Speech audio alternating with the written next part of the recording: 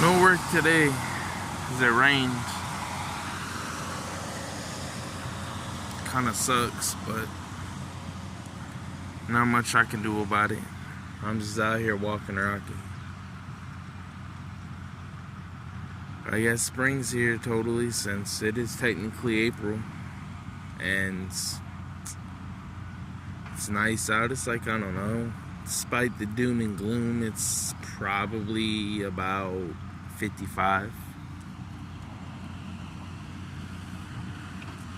But not much I can do about it. You know?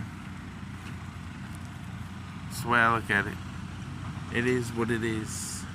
Can't change something that is out of my control.